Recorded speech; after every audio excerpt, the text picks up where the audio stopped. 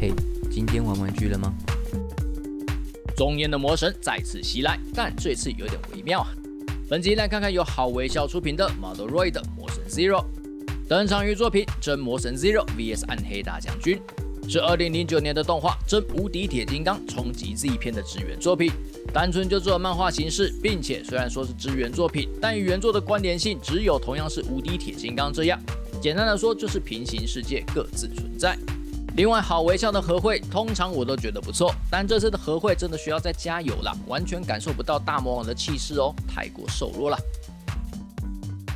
魔神 Zero， 无敌铁金刚的最终形态，7种魔神力完全觉醒后的救急姿态，具备理论上根本无敌的能力，能够瞬间的自我再生，也会依照现场的状况立即的自我进化，还能将任何的能量吸收，并且兑换对应的形态。更夸张的是，能够突破次元、空间、时间，还有平行世界进行预测。但最过分的能力是，只要那个几率不是0%，就可以让那个事件变成事实并且存在。也因为这个设定太过没有缺点的啦，所以那个最后收尾方式有一点牵强。好微笑的组装模型尺寸上硬是都会比较小只啦，所以这个头顶高就只有15公分。那么小又是塑胶组装模型，我们就不要量重量啦。对照原设定的那种夸张比例风格，至今没有一款量产商品有完全重现，本款当然也不例外啦。不过壮硕的身躯比例有抓得不错啦，目测是比较接近 SR 超合金的感觉，再怎样都比万代的 HG 版好啊。虽然身形比例是抓得不错啦，但是本款的脸真的是有进步空间哦。万代 HG 虽然那个身形搞砸了，不过脸的凶恶感非常的到位，本款看起来不够凶啊，太和善了啦。不过脑袋的指挥体有好好的呈现哦，并且本款的预先涂装部分都集中在头部还有脸部啦，但口腔内因为结构的问题啊，打开嘴巴看起来比较没有这么凶。胸前的放射板造型有做的比较尖锐夸张化，角度也比较提高，直接降低了与手臂的干涉，但不排除是为了不增加肩膀零件做拉伸机构，所以这样设计啦。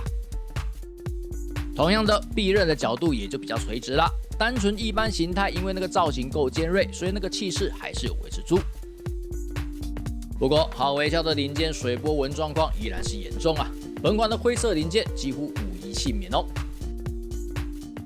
头颈部是分件，但是脖子零件相当的紧，很不好转。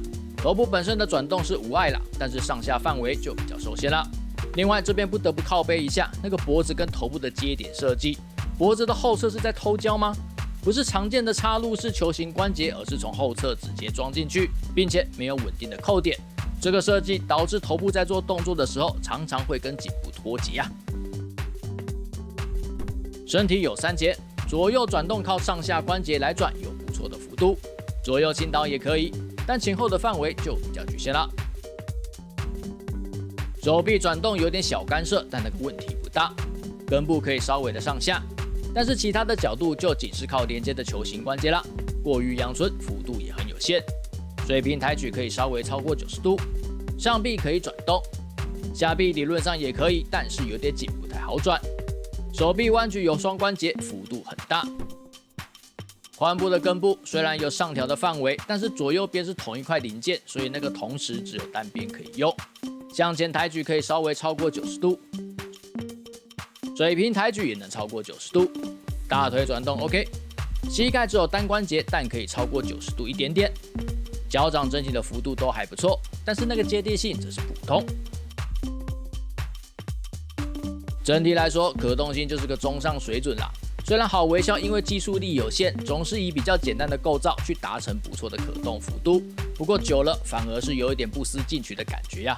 尤其那个头颈部的构造真的是很有进步空间呢。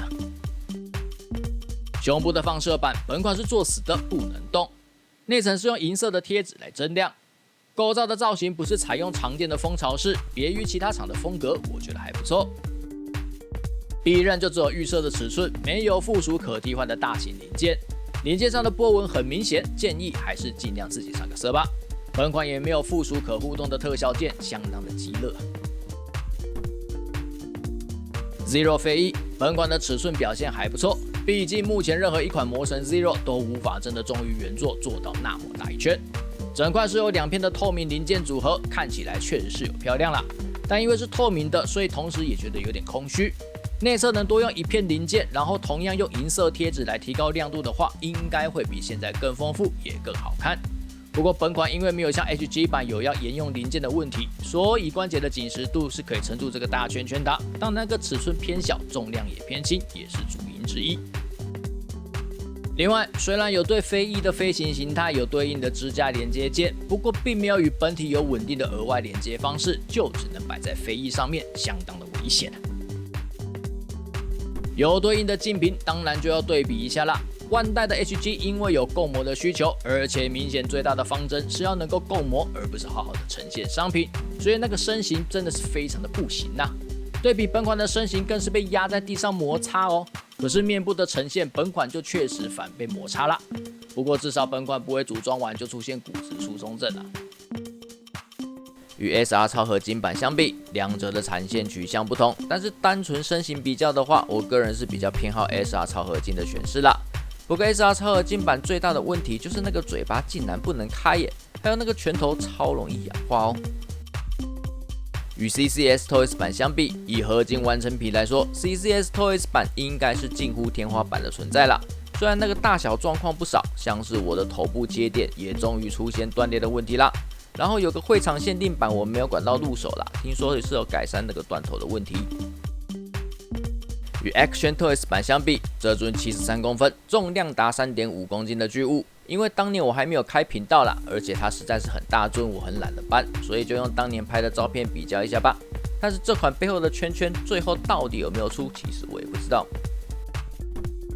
老实说，之前 HG 版给我的失望感实在太大了啦，所以好微笑也说要出魔神 Zero 的时候，我是蛮期待的哦。毕竟虽然技术力没有万代好啦，但是在造型上，好微笑还是有它的竞争力。而实际组装完之后，虽然尖锐的部分依然是尖锐的很刺人、很爽，在身形的表现上也有达到水准，只差那个脸实在是不够凶狠，然后那个尺寸实在有一点小只，然后又没什么附属配件，而且又很贵。但真的让我比较失望的还是整体的结构设计部分。虽然好微笑一路走来组装模型都有在进步，不过现在似乎是往比较不好的方向走去啦。为了偷胶导致零件不够稳固，结构设计依然偏阳春，没有新意。在没有其他竞品的角色上也就算了啦，毕竟你没得挑嘛。可是有竞品的情况下，技术力贫弱又感觉没有进步的问题就清楚浮现啦，这个感觉很不好总之，单就组装模型来说，无视价格的前提下，这款还是比 HG 版好啦。但若加上合金完成品的话，虽然都比较难入手，不过整体感觉都会比这两款来得好。就这样，记得点赞、订阅、分享，拜拜。